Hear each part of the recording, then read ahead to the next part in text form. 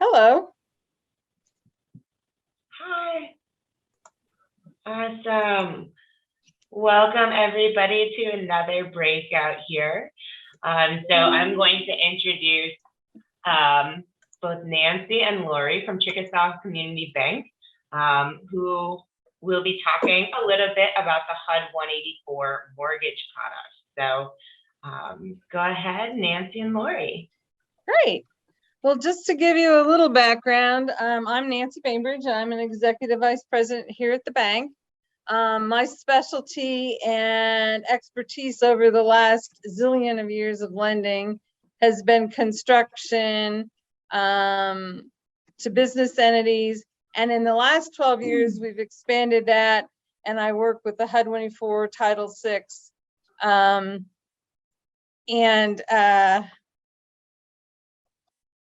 So I've taken that and we've expanded it and created a department specifically for lending to tribes and housing authorities. And then I have Lori Garza here, who is responsible and in charge of all of our retail lending, including working with some CDFIs that we have and their staff in terms of the HUD 184. And I'll let her introduce herself with her experience.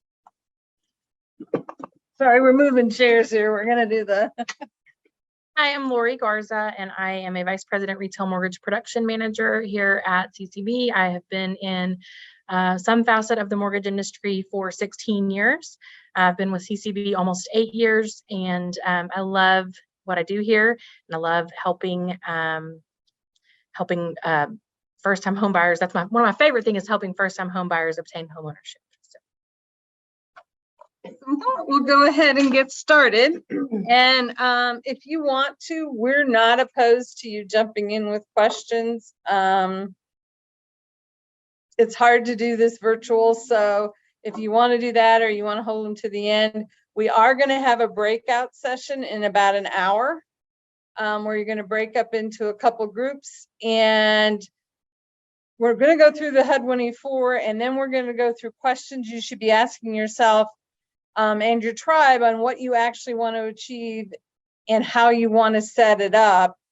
And we're hoping within that breakout session that you'll generate and start creating your own kind of a survey, talking among yourselves, and then after that, come back with more questions. So with that, I will go ahead and get started. So obviously, Chickasaw Community Bank, we used to be Bank 2, so if I worked years and years and years getting the Bank 2 name recognized to be Chickasaw, even though there was no connotation to go with it. It is the same bank. All we did was change our name. So we are the Chickasaw Community Bank. And again, it's a name change only.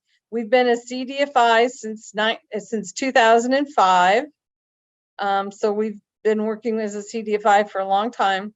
We are one of 3 Native American CDFIs that are also a bank. Our holding company, bank holding company, is also a CDFI. So we've lent over $2 billion. We're now almost at $3 billion of loans, whether it be home mortgages or Title VIs, construction loans to businesses, business loans, loans to tribes for various different reasons. We're almost at $3 billion at this point. But anyway, we're one of the 3 Native American bank CDFIs out of the 70 Native American CDFIs.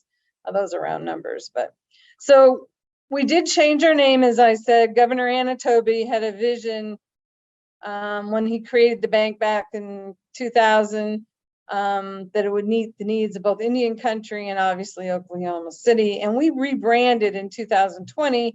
And of course, the world stopped traveling and doing everything in February and March of 2020. So most people don't know that Chickasaw Community Bank and Bank 2 are the same bank. Our mission statement is building better lives for everybody. I happen to be very blessed because most of my lending personally is to the tribes and housing authorities using either the HUD 184 or Title VI. And I actually get to help physically build the homes. So It's been a great opportunity. I've been doing it specifically with the tribes for 12 years. We started it from scratch.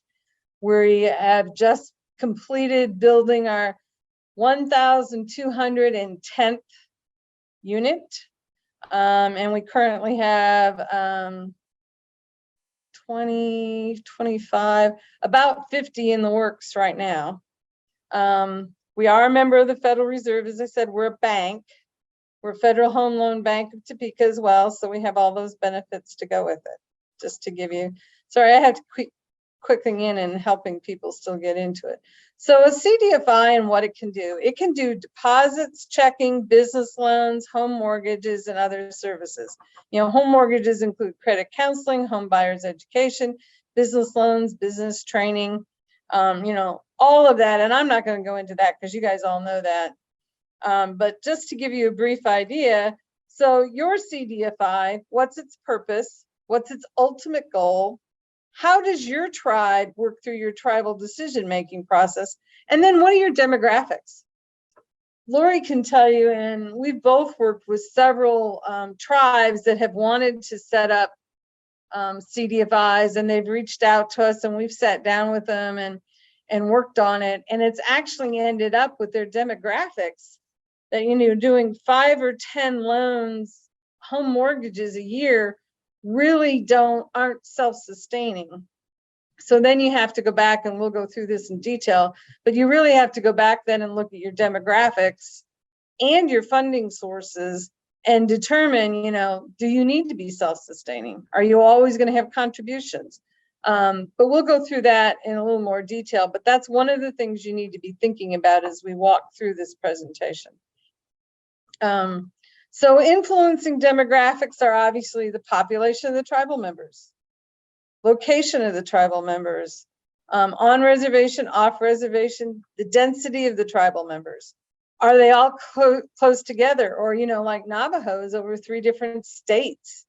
That makes a difference whether you have a physical location that you're expecting to make deposits at. Well, the majority of the tribe may or may not be able to get there. Income, and then age, of course. So the HUD-24 really makes a difference. And this is a picture that the Housing Authority of the Cherokee Nation has allowed me to share, and several others that are in here have all been with the permission of the various different tribes. But this shows the difference that a HUD-24 can make. The people own their land, but they had no way of accumulating or getting an additional 10%, 20% down, or even the 5% down to build, but they own this 10 acres. And so along with the Housing Authority, they were able to build a new home. In this case, we had a CDFI grant. At that point, our target market was limited to Oklahoma for our CDFI. So they qualified for our grant for equity contribution on a lease to own program. And they were able to, along with our grant, build the new home. So as you can see, you can really make a difference. And that's kind of, here's some more of them. This is a 4-bedroom house. You can see the difference that using these programs work, and how with the Cherokees, they're self-sustaining. I guess I got to, but these are houses that I'm showing you now that are all over the country and all different types. Some of these are like the one I just pulled up is a modular home, not manufactured, but modular, similar. It's built in a factory and then brought out, but it's more than just a single wide or a double wide. You can do stick build, manufactured. The one I just put up, that's a lava rock house. The other one's a stucco pueblo. That's a manufactured house in out east. So as you can see, there's a lot of different things you can do within the HUD-24 program. So the biggest thing is you have to be able to get an appraisal. So that is one of the things, if you're going to be lending on tribal trust lands, whether it's leasehold or allotted, that you need to be aware of and encourage people to get into the appraisal business, because that is one of our hardest things. Beside that and the TSR are the 2 hardest things we have to lending on tribal lands. But as you can see, there's all different types of homes, and the borrower, whether it's the individual or the tribe, they get to choose the style, the house, the floor plan, as long as it fits within their budgets. So, so you have to decide then for home ownership, how do you want to do this? Do you want to work with the tribal member to put their loan package together, provide the education, the training, the gathering of the documentation, coaching, or do you want to originate the loan? Be the mortgage broker. Lori's going to go through briefly what it takes to be a mortgage broker and some of the things you need to consider. And then there's also another session tomorrow for the whole 90 minutes on very, very specific forms and what you need to do. So I'd encourage you to put both of these together. And then, of course, you could also be the actual mortgage company who closes and funds the loan. So, each of these takes different education. It takes different compliance issues. It takes different funding sources. So when you go through that, you're looking at a HUD-24 loan, which is what, this webinar was kind of tagged as. And that's what most tribes that have contacted us and CDFIs have contacted us are interested in providing for their tribal members. And the reason being is that it's one of the few that will actually lend on tribal trust lands and or allotted lands. So it's 15 to 30 years. It's fixed rate. The fixed rate is key to making your program self-sustainable. If you want to do it individually, obviously their rate is fixed for 30 years. They can budget out what they have to have and what they need to make for 30 years out to make their mortgage payments. If you're a tribe or a TDHE and you're using the program, the same thing. You know what the minimum rent would have to be or lease payment would have to be to cover your mortgage payment. Going forward in this, we're really going to talk about individuals, but just to let you know what the HUD-24 program is. Now, there are some key points. There's a big difference, and this issue has actually come up more recently than it has in the past, but you have to be an enrolled member. Now, enrolled doesn't have a HUD definition, it has a tribal definition. So it's whatever the tribe says is an enrolled member.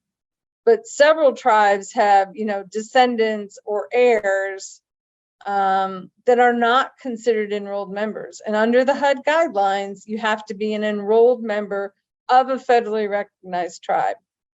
Now, having said that, try to move that off a little. There are 6 state tribes, as noted on the ONAP website, that also qualify for the program. But the key here is to make sure that when you are working with a tribal member, whether you're doing packaging or whatever, that the first thing you check is to make sure they're an enrolled member. So as I mentioned before, you can construct, rehab existing homes, purchase and rehab, construct a modular home, purchase, which is construct a new manufactured home, or refinance an existing home. So rehabbing an existing home does, if you have or you can create a lease on a mutual help home. We have done several mutual help homes where the tribe has created a lease for 50 years that at the end of the 50 years or payment of the mortgage reverts back to its original conveyance state, but it allows then for an individual to rehab a mutual help home. We have one that added a great big family room across the back so that she could fit all of her family. So you just need to know that all of these different things can fit into a HUD-24.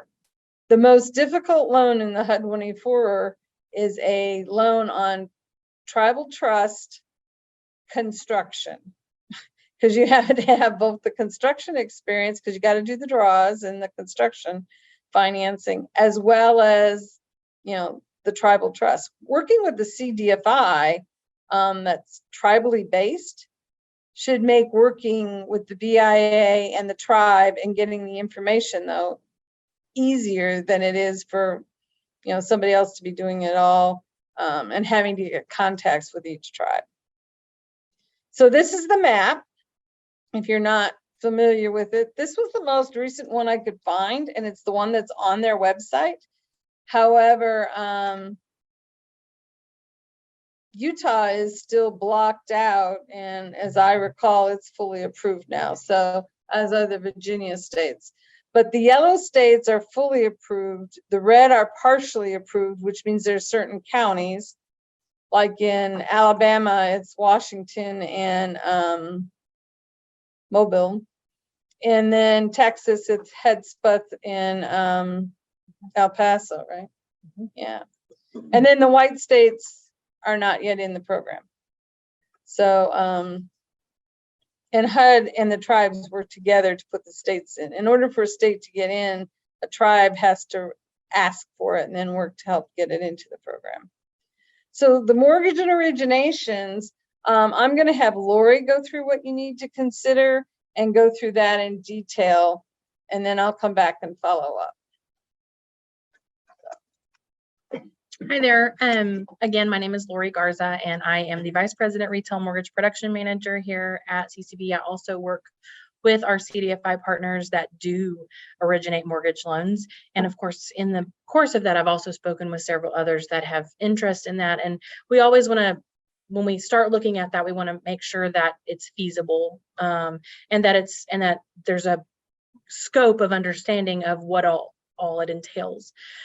So the first thing that you want to think about when you are trying to decide if you want to originate your own loans and be essentially a mortgage broker, is you want to look at the licensing. With brokers, your NMLS license, obviously you have to have a loan officer. That NMLS license for that loan officer is state specific. So if your tribe or if your service area is going to be outlined or overlaid over several states, you want to keep in mind that each individual state that you intend to operate in, you would have to have a specific license for that specific state. So, keep that in mind because there's costs associated in training and classes associated with obtaining that license in every individual state. Additionally, if you are only in one state, your loan officer will still have to be licensed for that specific state. And you want to keep in mind that any other support staff could also, depending on the scope of their conversations with the borrowers or members of your tribe regarding rates and things like that, they could also require licensure. And is the brokerage? The brokerage also has to be licensed as a broker. So you want to keep that in mind as far as all of the licensing that goes into it. The brokerage has to be licensed, and then the individual loan officers additionally have to be licensed, and potentially support staff would have to be licensed. So when I talk about support staff, the very first person that you would need to hire and have on board would be a loan officer. But a loan can't get done with only a loan officer. You do have to have that support staff supporting the loan officer. And what I mean by that, and something to take into consideration is how many support staff or what type of support staff will you need? And of course, that's going to vary on an individual basis, because if you're originating a lot of loans, you might need a processor or two. You might need a processor and a loan officer assistant. If you're not doing very many loans a year, you'll want to analyze the cost of the loan officer. And then look at potentially having a fee processor where you pay on a per file basis with whoever you're partnering with to broker those loans. We have CDFIs that do it both ways. We have some that have their own internal processor, and then we have some that pay a fee for us to process that file. But just keep in mind, obviously the quantity of loans that you're doing will play into those decisions, but it's something to consider. Compliance, being a mortgage broker brings a lot of additional compliance and audit categories with it. You have to comply, of course, with all the fair housing and fair lending laws, which I'm sure y'all are already accustomed to, but you're also going to be looking at HMDA and HMDA reporting, as well as any other state specific audits or reporting that you have to do depending on the state that you're in. And that burden of compliance can become quite costly. So that's another, aspect that you want to keep in mind when you're looking at all this. Which leads me into the profitability conversation. Nancy touched on it just a little bit earlier, but if you're only planning, if you're thinking, oh, I think, being a mortgage broker is great because we could make all this money by being a broker and selling loans, I would, especially in the environment that we're in today, take a step back and really take a critical look at the cost. You can't go into anything, obviously, without counting the cost. And in the environment that we're in today, if you're only planning to do a handful of loans a year, it's not something that would be profitable to you, just given the expensive compliance support staff, even if that staff is a dedicated loan officer. It's very difficult for a person to have split duties, which would be like someone who's a part-time loan officer and really does something else for the majority of the time. It's a very nuanced, getting into mortgage lending is a very nuanced, it's a very nuanced field with a very steep learning curve. So having someone that's kind of does this on the side is really not feasible. So count the costs, take a look at, if you think you're going to originate a lot of loans per year, if you really have a high demand for it, then I would say, let's sit down, let's talk about it. Honestly, I would say, let's sit down and talk it through for your individual needs, regardless of where you are. But if you have a lot of loans, or you think you're going to have a lot of customers coming all in one year, then it might be something that's more feasible and doable, given the cost. Additionally, with profitability, one of the things that you want to keep in mind is market fluctuations. I actually just had a call earlier today with one of our partners, and she had told me about 2 companies who had been laying off staff and closing their origination department completely because of just market considerations that are going on right now in the real estate industry as a whole. So now may not be a great time to set off on that journey, but let's talk about it because it might be for you. Again, just opening that door to, these are the things that we need to think through as a whole. Obviously, it's always a great time to help people own homes. So no matter what's going on in the industry, it's a great time to get people into homes. So, and there's always going to be a way to do it. But starting a mortgage company today may not be the best time. Sorry if I'm rambling. Moving on, software and IT. That's a big consideration, honestly, that probably should have come before profitability because that's going to play into your profitability. Loan origination systems, and those compliance systems that you need to monitor your fair lending, et cetera. Those can be costly, and you'll want to look at, if you are going with a certain system, which system that your broker partners use to make it the most seamless experience. You also want to consider the availability of your IT staff to support, the systems that you decide to use if you are planning to become a broker. They can be nuanced and finicky at times. There are some that are more widely known. The 2 most popular loan originating softwares are going to be Encompass and Calyx.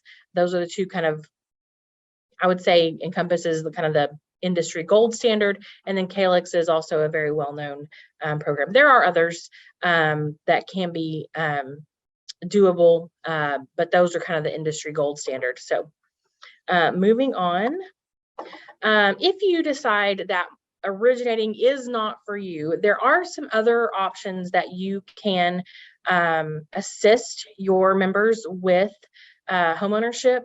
Of course, the big one is down payment assistance. Keeping in mind, there are lots of options for down payment assistance. There's obviously grants. You can do a forgivable or a soft second, and then you can do a true hard second. Lots of options to consider there. With that down payment assistance funds, obviously you can put any kind of caveat on that. If you want them to, a lot of people have IDA accounts where the borrower contributes $1 and then The DPA contributes $2 and they grow that over a period of time. Some people work it where they have it's just a grant, a flat grant. Everyone who applies, as long as they meet this criteria, whether it be first-time home buyer or it be documented financial need, your low to moderate income borrowers, whatever qualifications that you put on it, as long as they meet those, then they get it. With the seconds, again, you are lending there. So that means you would need to figure out if you want to do a forgivable second, and does that come with a deed restriction? And how long is that deed restriction going to be? Is it going to be 5 years, 10 years? Is it going to be forgivable over a period of time? Is it going to be as long as they live in the home? They won't have to pay it back. And it's only repayable if they sold the home. And then you want to think about what happens if they refinance in that instance with paying that back, if it is forgivable, or if it's forgivable after a period of time. Do you resubordinate if they refi? All considerations to keep in mind. And then, of course, with a true second, that's going to be something that has a repayable term. And you'll want to look at the feasibility of debt to income ratios, et cetera, when you're looking at a true second. Especially if you're dealing mostly with low to moderate income borrowers, that having a true second could potentially throw them out of qualifying, for the first. So those are things to keep in mind. Homeownership and credit counseling, those are obviously services that I would encourage everyone to offer. But you can also make your down payment assistance contingent upon someone completing homeownership classes and going through credit counseling and those sorts of things. And that does improve default rates, dramatically when someone has been through a homeownership class or credit counseling, and they know how to work with a lender if they do have an event that would cause a default or a life altering event.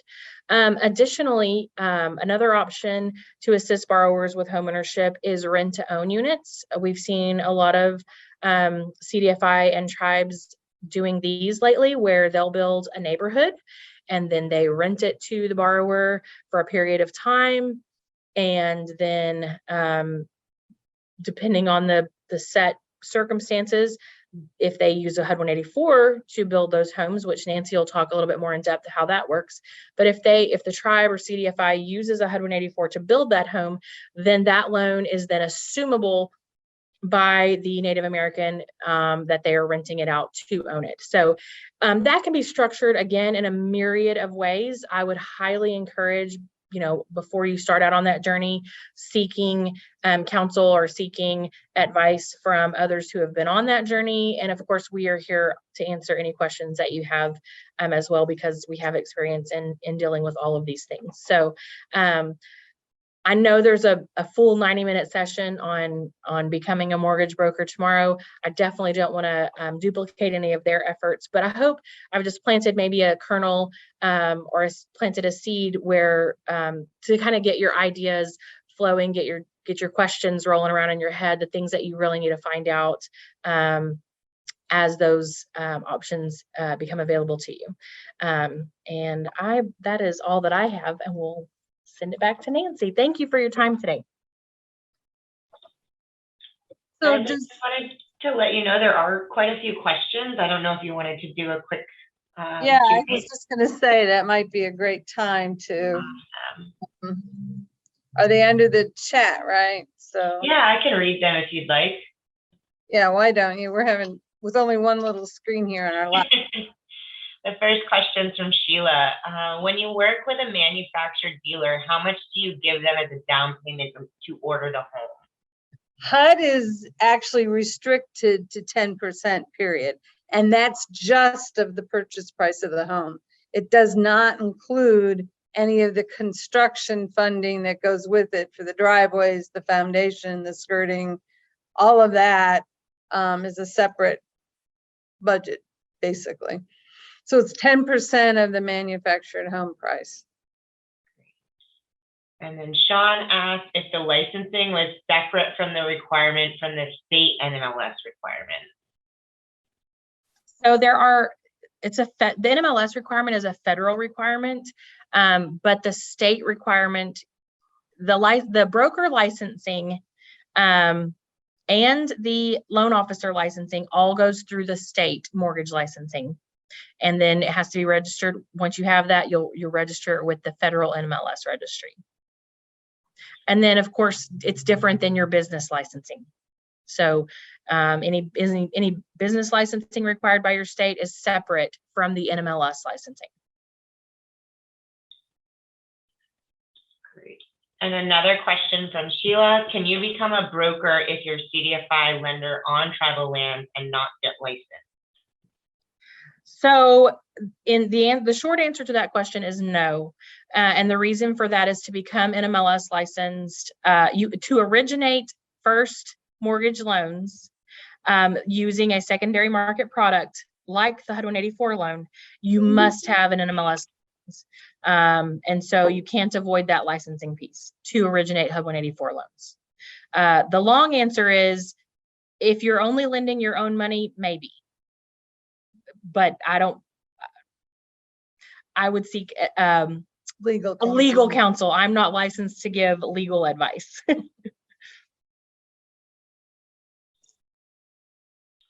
And another question from Jody, is it possible just to be the servicer and not the broker? That is a completely different can of worms.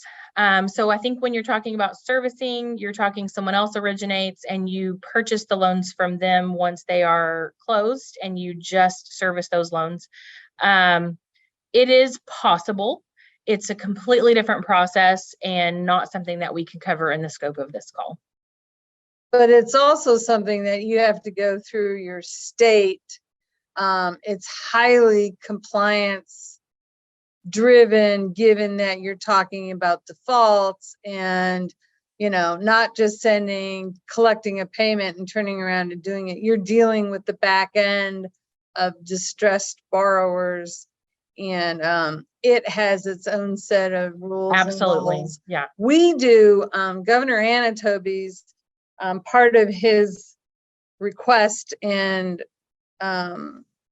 creation of the bank was that we do service our own loans on the HUD 184. We do have a sub-servicer who takes the payments and all that stuff, and they work with the borrowers through the first payment default, but it actually comes to us here at the bank ultimately, so that we're dealing with the default and the tribes and HUD and all that in the middle.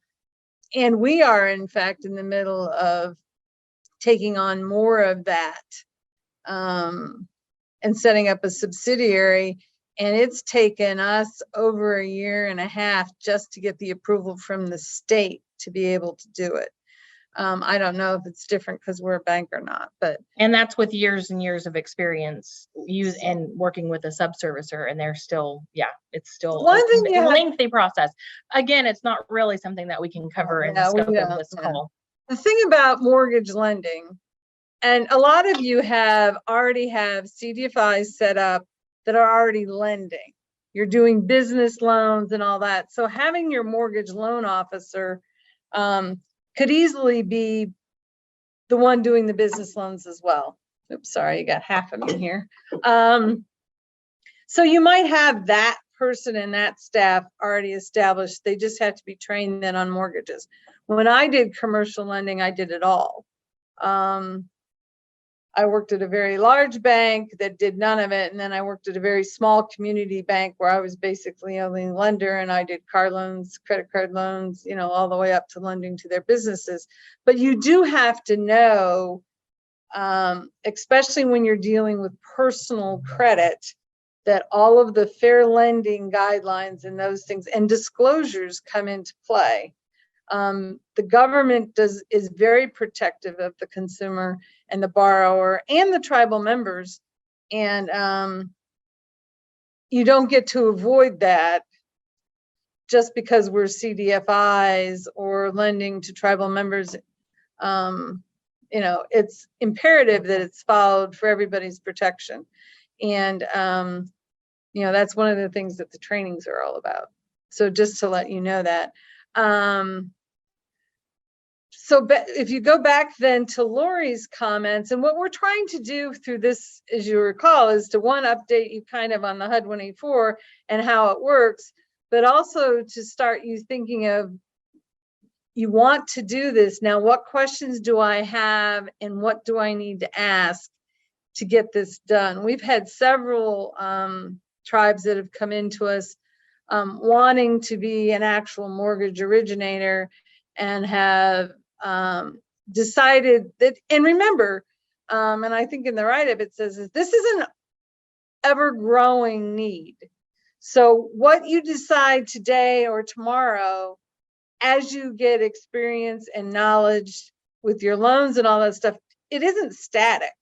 So it's very easy to start out as, say, doing the training and helping your tribal members put together their packages.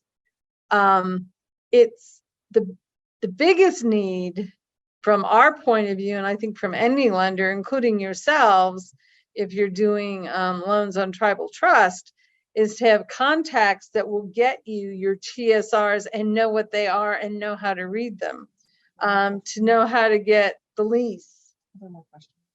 So yeah, oh, sorry, and I can see that we have it. So you need to be thinking of those as well. I think, sorry, I took that question and went too far with it. Are there more questions with? That's okay. Okay, so there are a couple more questions. Okay. Sean asked, how does a CDFI become a broker specifically for the HUD 184 loan?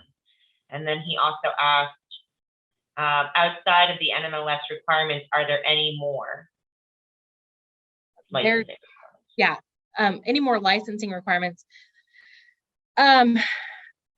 Outside of the NMLS requirements, it's only, again, dependent upon what your state requires for a mortgage broker. If they require the mortgage broker to register their business or license their business, that's a completely different, license than the NMLS license. Those are the only licenses that I can, come up with that are, as far as NMLS license, and then whatever your state requires. But there are a lot more requirements as far as compliance, disclosures, trainings, etc., so that you are operating in the realm of just like every other mortgage broker that's out there. Those fair lending requirements, the again, the disclosure requirements, the HMDA reporting requirements, etc. So becoming a mortgage broker, your first step really is going to be getting with whomever you decide that you want to sell your loans to, and establishing, because you can't just originate it and then decide. You have to establish that broker relationship with a bank or whomever is going to let you broker through them. And it's the brokers. It's like if it's us and we get a loan that's brokered in, we're the ones then that turn around and get the guarantee. Correct. And you're out of the liability side, and the baton's been passed to us. But Sean, I think in our networking meeting earlier, in the session before this, you actually had some experience with home and housing as it is. There is another session I noticed that's going to go into more specifics on actually how to be a mortgage broker, if I'm not mistaken. Isn't that true, Zaire? Tomorrow? Tomorrow. And I would encourage you, we didn't want to overlap what they're presenting. And so when we saw they were presenting, we kind of tweaked this a little. But I think if you're involved in housing and you already do a lot of this stuff in terms of the education and, building houses, and now you want to be able to help them finance it, you can reach out to us and we can go into a lot more detail with it. The other thing you have to keep in mind is that delineation of duties. If someone is building the house and selling the house and lending on the house, you run into a lot of compliance issues with that, as well as if you're lending on the house, offering DPA on the house, building the house, selling the house, you're then the seller and the DPA provider. And there are some sticky requirements with that. So again, before you just set off, make sure you're getting really solid advice from someone that's done this before or that knows you know, and again, we'll be happy to walk you through that sort of thing. But it can pose a problem when you're trying to be a one-stop shop as far as the seller of the home, the builder of the home, the DPA provider, and financing the home. There does have to be some separation of really separation of entities at that point, according to HUD this week. So housing authorities and the tribes can work parallel together, and we work with some of those, and we have, you know, make sure the delineations are there between the various different entities. But so I think, are there some more questions? Yep, there's one more question. Okay. What if the CDFI is being used as the processor for the 184 lenders? Would we still need to be licensed? So who would originate?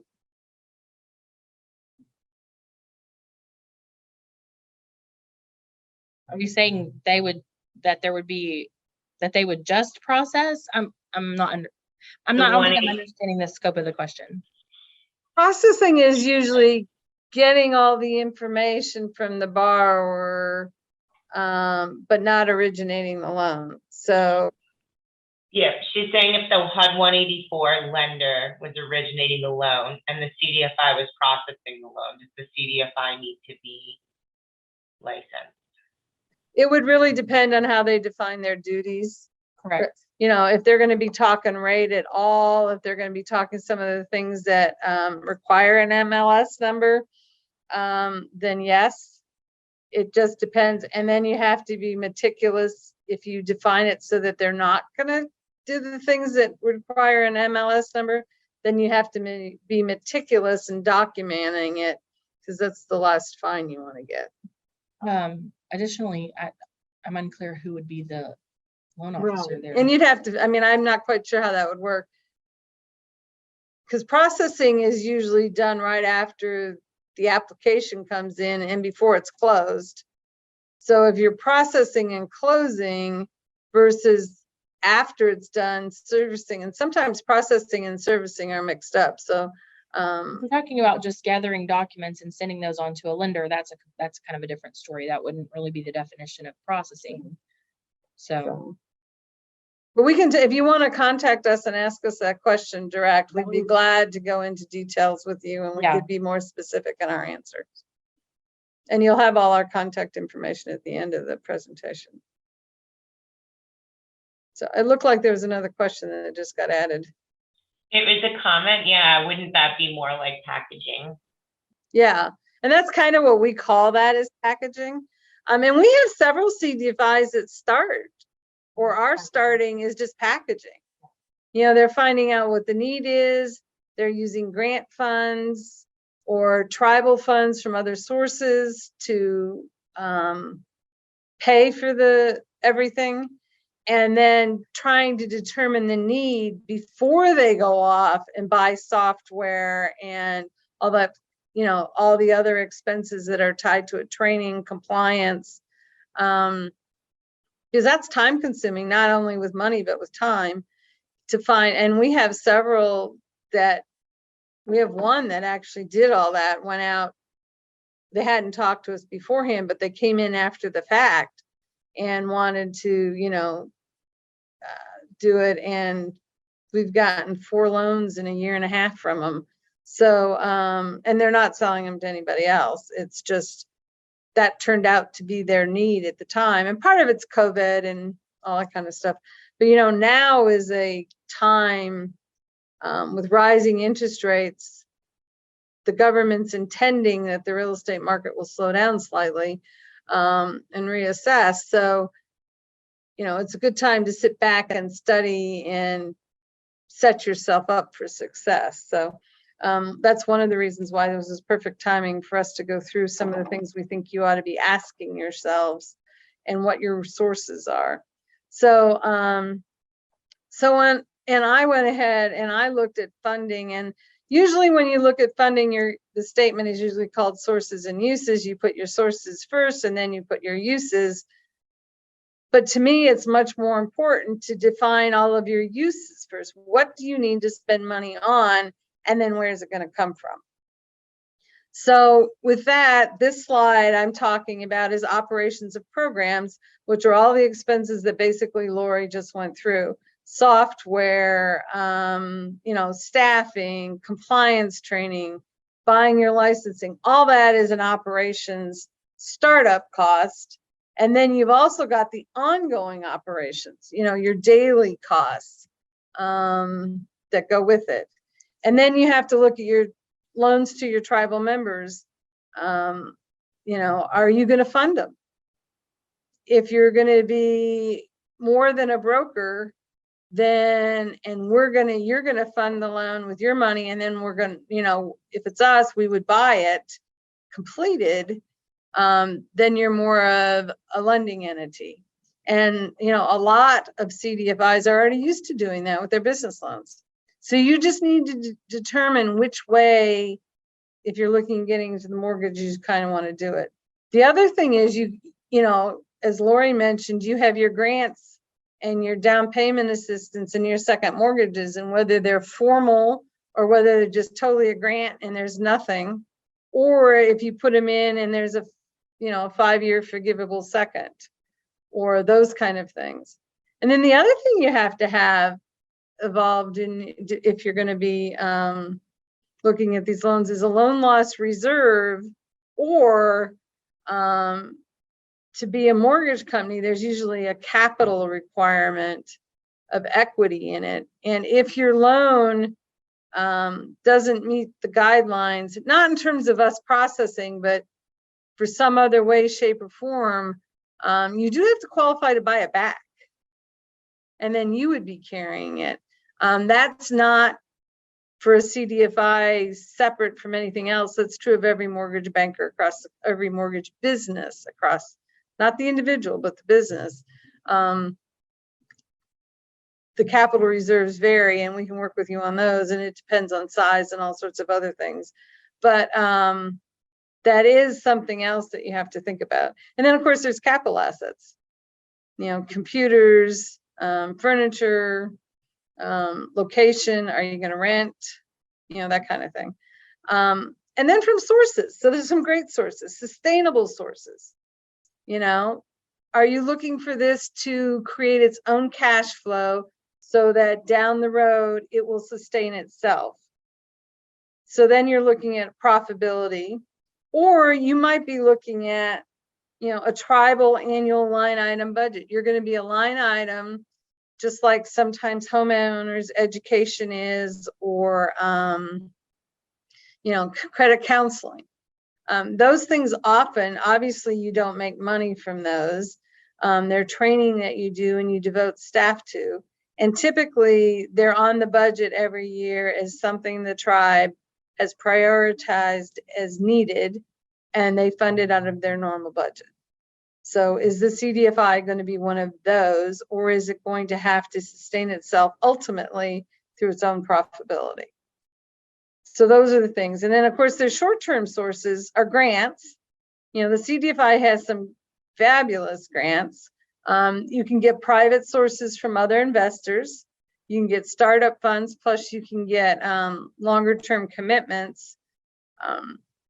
But you do need to know what those are.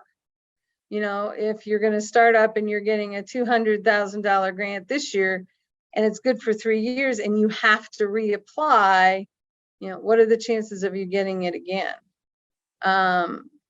It just depends on what the grant is. So you need to be assessing all those, and you need to determine, and this, we're trying to get you to help survey for your tribe, is you need to discuss those internally and say, okay, what are we trying to do here? Are we okay with getting grants and trying to get money from fund and investors, or is it going to be a line item budget? You need to know what those are, so then you know the scope and how much money you could have to create and what you want to do with your CDFI. A lot of you already have CDFIs, so it's really a matter of expanding the business line. One of the things, and the other thing is, if we're talking about mortgage lending here, but if you're also talking about, doing a deposit, base, you've got the security systems and the safe for all the cash. So you need to, you've got to look at your physical capital assets as part of that too. If you're doing a construction loan under the HUD 24, the single close, you do have to have a checking account tied to each one of those construction loans. We have our own. I actually don't know what other mortgage companies are doing who don't have a bank for them. It's my understanding that they are contracting out to a third-party bank to put those funds in there because they have to have a checking account to pay the contractors and stuff on construction loans. Under the HUD guidelines, they have to be pledged against as well. So the HUD guidelines say because it can't go over the insured amount with having security to make sure it's insured. So that's another thing. So those are just things you need to take in consideration. Again, it's hard in 90 minutes to go through all this. And I know it's 3 days worth of putting all this and helping everybody to get some of this together. So they all kind of, it's great that the mortgage one comes after, specifically on how to set up a mortgage broker comes after ours, I think. So, oops. Okay, my screen isn't it. There we go. So your resources that you already have, which you need to assess: staff, computers, office space, knowledge, education, compliance training. You may already have people that are doing all that. If you're doing consumer lending, you're used to some of the compliance because you have to do it already. It's on a much lesser scale than the mortgage department, I will tell you that. I've been doing commercial lending and all that for 40 years. I've been doing mortgage lending for 12. And I still primarily lend to entities. I lend to the tribes and housing authorities, whereas Lori specializes in her whole staff lends to the individuals. And I can tell you right now, the compliance between what I do and what she does, although we have to do HUMDA and all that, is materially different to protect the consumer. So, but you need to know what your resources are. So funding can be provided by the lender, such as us. So if you're a mortgage broker, you either can contract with someone like us to do your processing and closing. We fund it, so it actually closes in our name, but you're right there side by side with your tribal member. Some people have said there's no secondary market for CDFIs in their HUD 24s or some of even the other loans. That's not true. There are some very active lenders. We're one of them. Our top competitor is also a secondary source. There's multiples, actually. I can think of 6 off the top of my head that provide a secondary market for the HUD 24. So to the degree on how they help is a little different. But there is a secondary market out there and everybody's eager to help. I think everybody that's in the program wants to increase capital on trust lands in particular, but to Indian country in general. So everybody's out to help, I think. So, to facilitate the mortgage process, one of the things that a CDFI can be a big help, no matter what direction they go to, is to develop the tribal realty department contact.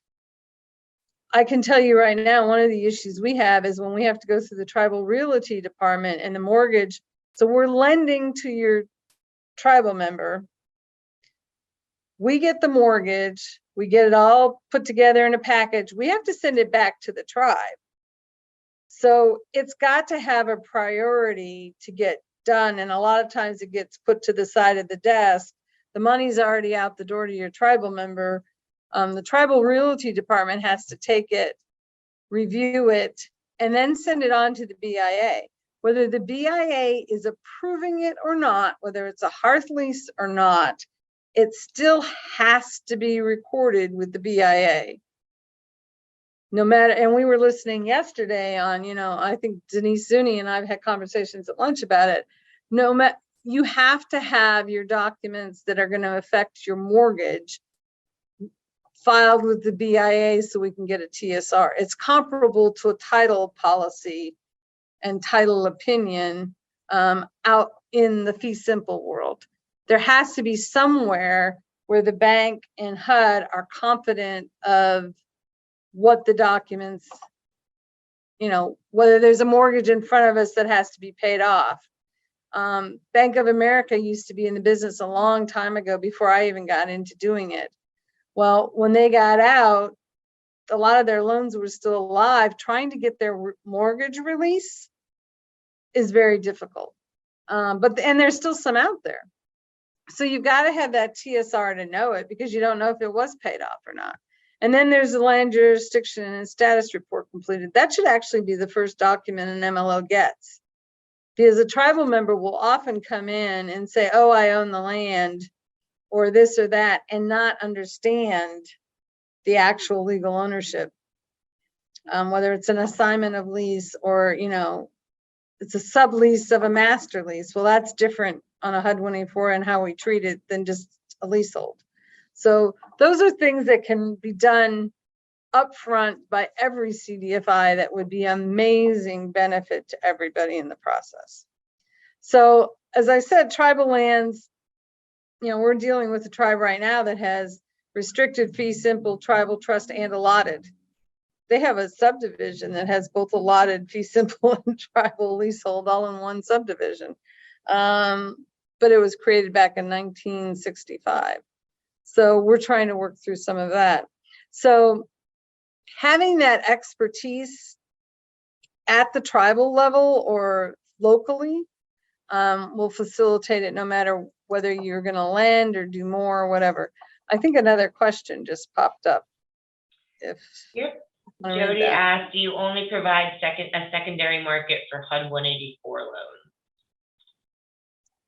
No, we do conventional FHA, VA.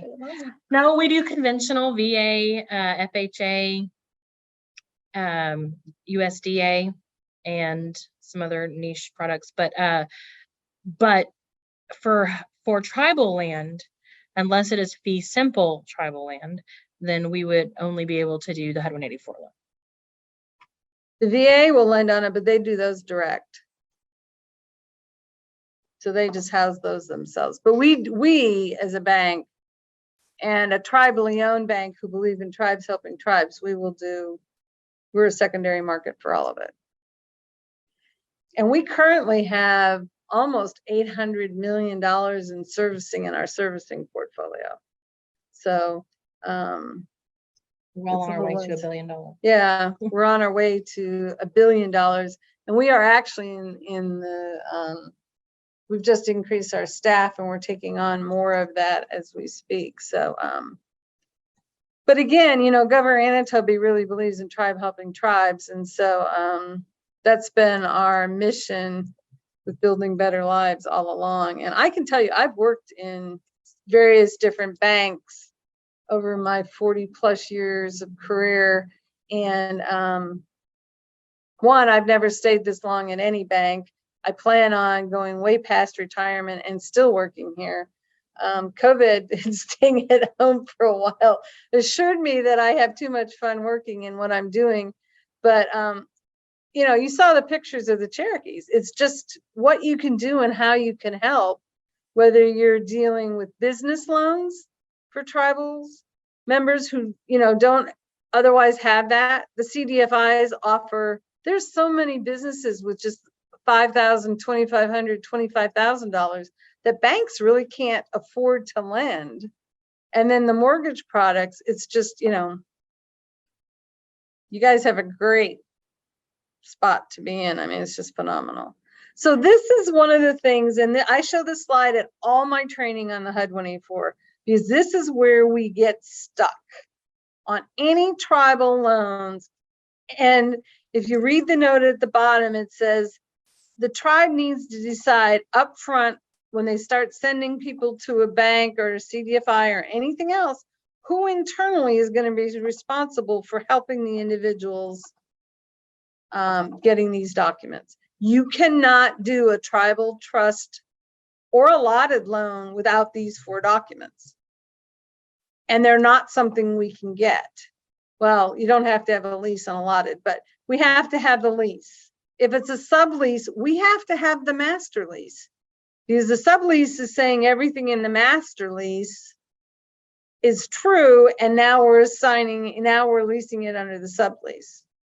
The certified TSR, the BIA, depending on who you're talking to, they send us the first one. We need 2 certified TSRs. We're going to get one at the very beginning showing the lease on there, because we got to know who the BIA and the tribe has actually authorized and has, leased the land to, who can sign and is eligible for the mortgage. And then after the loan is closed and we get the mortgage filed, we have to have that mortgage also on the TSR, or we don't get HUD's guarantee. And on tribal land, there's no foreclosure on tribal land. You could take the manufactured home off of it, but it's a lease. So it's an assignment of lease. That's all HUD has is collateral. So we don't go in as a bank, even as a native owned bank, and foreclose. You wouldn't as a CDFI either. You would turn it over to HUD to speak government to government and resolve, whether it's the tribe takes over the payments, whether the tribe steps in and pays it off, whether the tribe releases it and assumes it to somebody else. There's all sorts of alternatives, but you need the guarantee. And in order to do that, we have to have the certified TSR.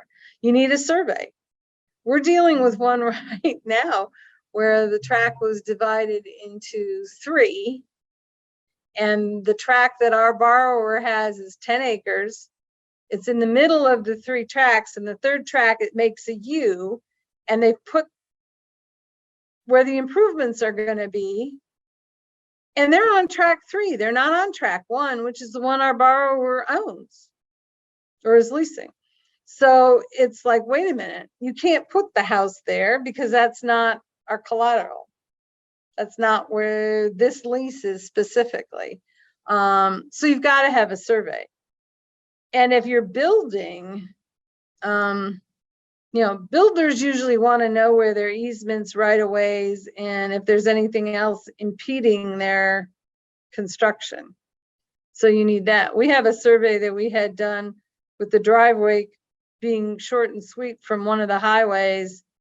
And then they went and built a driveway from the other direction that was long and winding. And it's on property owned by the borrower, but it's not on our mortgage. So this one was on fee simple. If we foreclosed it, we would have no built driveway. Now we had access to it, but we'd actually have to either build the driveway or sell it as less than having a driveway. So, you've got to know the survey. And then of course, on all tribal trust lands, you have to have an environmental. Now the environmental for the BIA is not the same HUD environmental.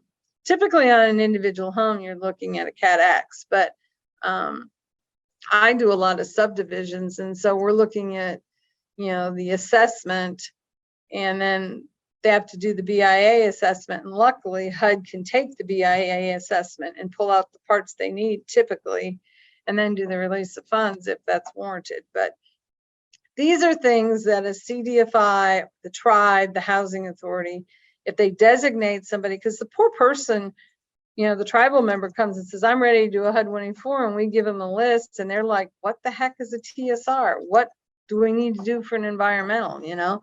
Somebody needs to be taking responsibility for that and already deciding who they ought to go to. So this is kind of the allotment. I'm walking through time. Oh, we need to go to the breakout session. So these are just successes. You get the legal description, you get the certified, you do the environmental, and you get the allotment information. And the same thing with leases, only instead you get the lease. So at this point, it's a good time to go to our breakout session. We thought we'd do 10 minutes. What we're asking you to do is come up with a series of questions, kind of like a survey of what you think your tribe or tribes, depending on what you're looking at doing, based on what we've presented, you need to get started to do home mortgages. And then our thought was we'd come back and talk and answer more questions and give some people a chance to maybe share what they've done for the last 10 minutes. You Hello. guys have everyone back now, yep. Is everybody back? Oh, great. Well, I hope that was helpful and generated some questions and that you're going back, with some things to get answered. What I kind of would like to do at this point is there was 3 breakout sessions. If somebody from each of the sessions would kind of just give me a general scenario of what some of the questions were. And then if people have some specifics or their question they'd like to share, I would think that would be fantastic. So if we could start with room 1, which was Felicia, Jamie, Joanna, Joel, Joyce, and Sean. If somebody could jump in and kind of share with us what you guys discussed. And, I realize everybody's tribal questions are going to be a little different because your tribes are all different, but kind of share some of the things that you did in your session. That would be great. Sean, you can do it. I was just going to nominate you, Joanna. We were just talking about some of the things that, I was more interested myself personally just on the next steps for us as a tribe to be a HUD 184 broker or lender. We recently we're almost complete with the whole NMLS certification process. So I was just thinking next steps for that. And then we talked about some of the programs that each of us offer and just the community challenges and just reinforcing that it's good that we're providing the service we're providing because we're living in the communities. And that was pretty much it. Johanna kind of helped Well, yeah, facilitate you got the a pro, conversation. you had a ringer in that group. I did, yeah. Yeah. And you're already kind of on your way, as you said in our networking group earlier, that you guys already have mortgage experience and all that stuff as well, or housing experience. So, But you know what, Nancy, I'll add quickly that, Citizen Potawatomi CDC was in our group, Felicia, and what one observation was that even though they're this huge, one of the biggest native CDFIs and high performing, been around for a long time, doing a lot of intricate financing, bond financing and all that, they still are having some of the capacity challenges as smaller native CDFIs starting up on the mortgage lending line of business. So it was just an observation that, this is challenging work and even the big guys have to go through these steps. right. And, the bigger ones like us, Citizens Potawatomi and some of the others, it's still expensive. So when you're breaking it down to a much smaller units of mortgage, in some cases, like Cook Inlet Housing, they're doing it kind of regionally and then they put it together and then they don't service them or close them. They act as a mortgage broker on the HUD 184s as well. So, in some cases, it may make sense to join forces and put some of that together.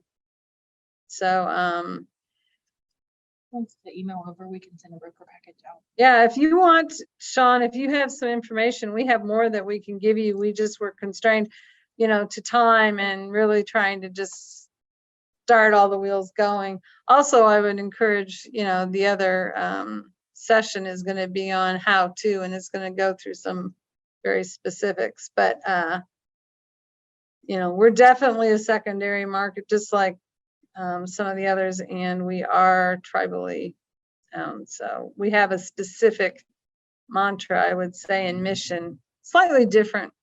But what about room 2? Did you guys have any? You've got Sheila in there. You've also got a ringer. So,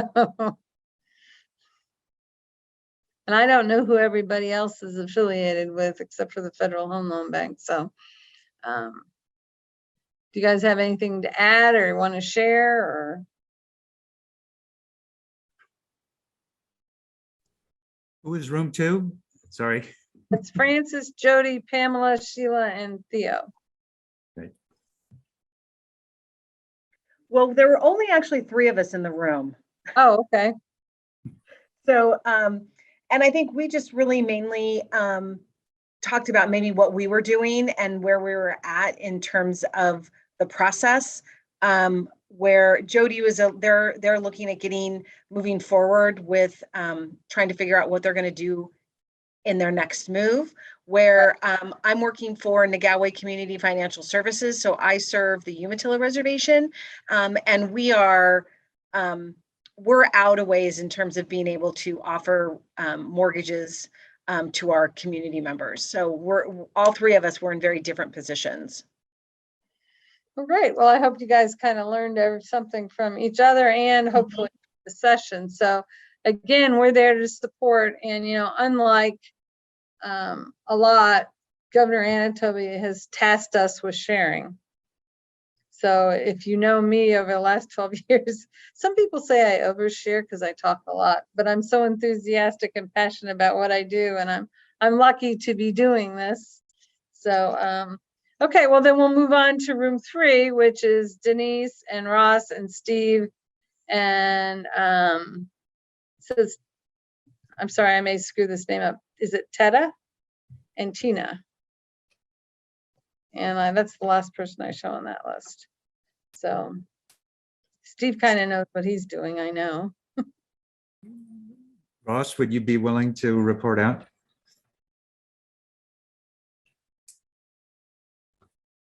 Is he on? Yeah. Can you hear me? Yes. Okay.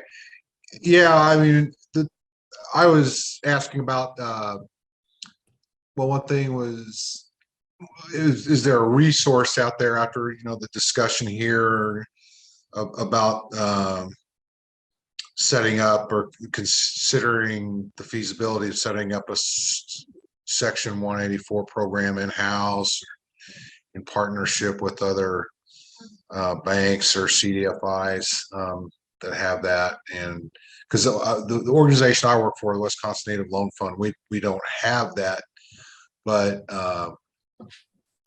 that's something we're moving in that direction.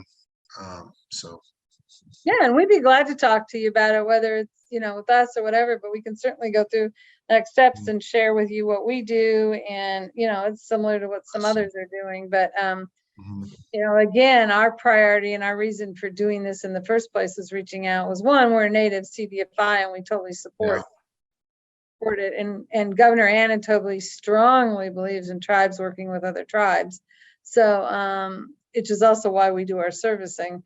But we, as a resource, as a partner, whatever, we're willing to share that. So if you want to reach out to myself or Lori, and if we don't have the answers in-house with the two of us, we'll find somebody else who does. So I see. We have Bay Bank. We have Bay Bank here in Wisconsin. Yeah, so yeah, I mean they're a resource for us. They got a Section 184 program.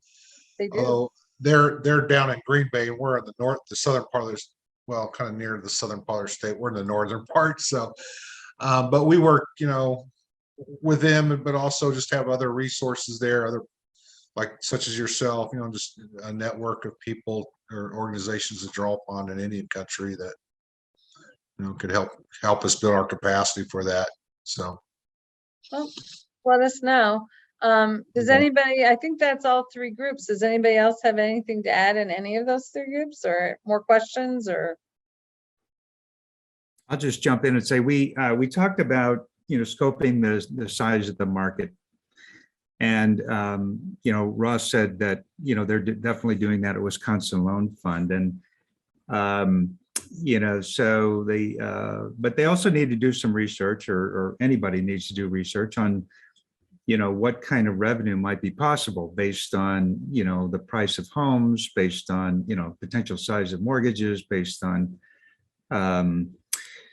the fee structure, I guess, which is another piece of research that they would need to do. right, and we can help, obviously as a mortgage banker, and we do by doing originations, obviously it's a different fee schedule than if you're actually originating, closing, and funding. And it depends on a bunch of other, it's negotiated pricing, but you really do have to come up with what it's going to cost you, and then determine how many loans you think you're going to do. You know, if you're looking at $2,000 alone, what do you need to cover your costs on an ongoing basis? And are you going to get help from the tribe? That makes a huge difference. Mhm. Or if you're going to be self-sustaining. So, or if you're going to be a combination and help a regional area, you know, how many can you rely on, not just with your tribe, but maybe some other tribes? Or you're a tribally owned CDFI, but not necessarily affiliated with a tribe. So there's all sorts of scenarios that you can do. And we hope what we did was generate, you know, interest and get you going on your questionnaires and what needed to be asked. We've had one or two that have gone and done all of the licensing and all that stuff. And then literally their volume has been not what they expected it to be. And they just hadn't, you know, there's just, you know, there was so many alternatives. Their tribal trust land wasn't enough in the market compared to fee simple. Yeah. And, you know, they spent a lot of money and most of their loans are being accommodated by the other alternative loans because one, it was expensive to build where they're building, and HUD does have a cap. So, you know, by county, so that also makes a difference. So, are there any other questions or anything we can do or answer? I think our time is just about it. Well, it's 3:59, so I have 1 minute. If you have any questions of Lori or whatever.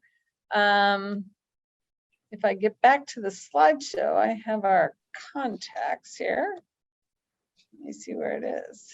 I guess it says I'm still sharing. Oh, there it is. Can you see it?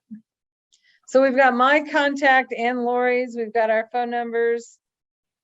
We both can be gotten from the 949-7000. Those are our direct lines. Mine sometimes doesn't transfer very well to my cell phone, and I travel. So you're better off calling the 946-2265 and then having them either transfer to my office if I'm in or to my cell phone. A lot of you have my cell phone, which is also 405-590-9601 if you want to call me directly on that. So, but anyway, as we say, Chickasaw Community Bank, just when you see you're still here, Bank 2, remember we're Chickasaw Community Bank and we're the same bank. So, all right, well, thanks so much, Nancy and Lori. We appreciate it. And so folks, there is one more closing session in about 15 minutes in the main. it looks like there's a couple more things in the chat that just popped up. Are those thank yous or I can't? Yes, they're just thank yous. Yeah. I can't pull it up without blocking everything. So yeah, you can pull it up now if you'd like. I got it. So all right, great. All right, well, thanks everyone. Have a good rest of your day.